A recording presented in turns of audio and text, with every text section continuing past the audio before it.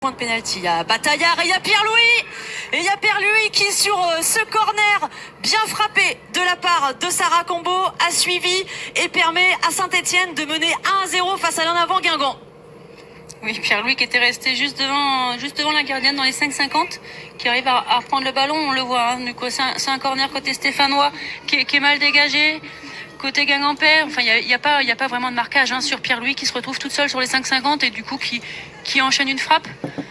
Et là, on la voit célébrer le but avec Marine Gignoux. Je ne sais pas s'ils ont imité un poisson, mais c'était très drôle à regarder. Mais Et le pied droit de Combo pour tirer le coup de pied arrêté.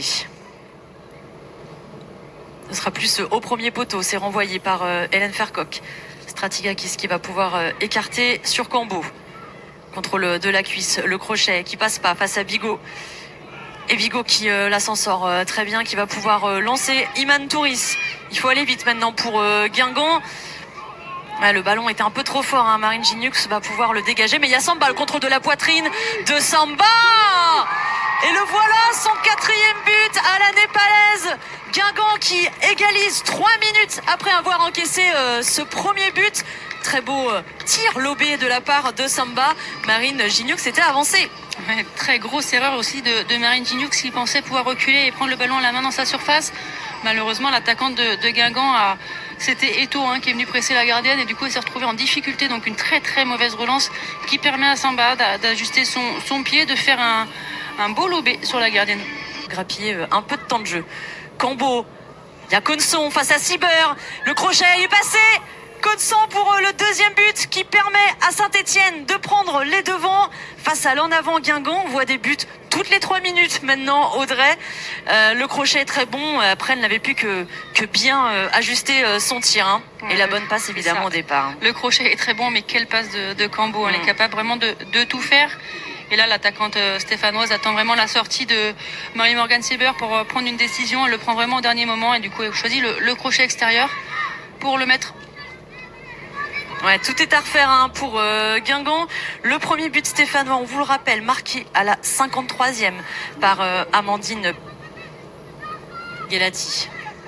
Ouais, la bonne passe, elle a pu trouver Anaïs Ribera. Et la bonne passe encore une fois pour Samba qui rate le cadre. Et il y avait un hors-jeu aussi. Il faut vraiment que Samba arrive à trouver confiance là devant le but. C'est compliqué. Elle frôle les poteaux à chaque fois. Même si là elle est hors jeu, ça aurait pu la mettre en confiance s'il était au fond. Ouais, le bon mouvement d'Anaïs Ribera aussi au départ.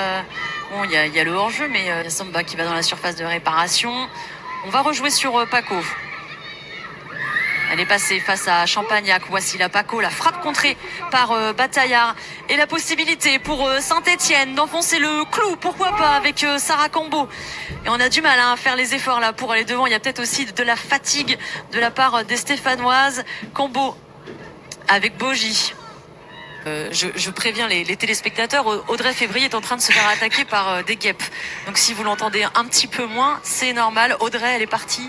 Tout va bien, tout va bien. Je suis toujours là, je suis en bataille avec les guêpes. Elles m'attaquent toutes. Pourquoi moi et pas vous, je sais pas. Alors, généralement, sachez qu'elles m'attaquent aussi. Ouais. Mais là, elles ont jeté leur dévolu sur vous. Le centre de Samba, Adélie Fourré pour sa première frappe. Ça va être au-dessus pour... Les frissons moi, de voir ce... Et je vous sens ému, mais oui, c'est vrai que c'est une personnalité de notre championnat. 80 matchs sous les couleurs de l'AS Saint-Etienne. 30 sous le maillot de l'en avant Guingamp. C'est aussi un joli clin d'œil de l'avoir terminé sa carrière. Ici, Samba dans la profondeur face à Emma Templier. Est-ce qu'elle va réussir à bien négocier ce ballon? Et Samba qui arrive à l'égalisation. Que c'est dur pour Emma Templier qui vient de rentrer, remplacer Marine Gignoux. Et là qui se fait ajuster par la népalaise Samba pour le doublé de partout entre Guingamp et Saint-Etienne. L'appel de Samba entre les deux défenseurs centrales est très bon. Elle arrive à crocheter, rester sur son pied droit et à trouver le petit filet de la gardienne qui vient tout juste de rentrer, qui n'a même pas touché un ballon encore.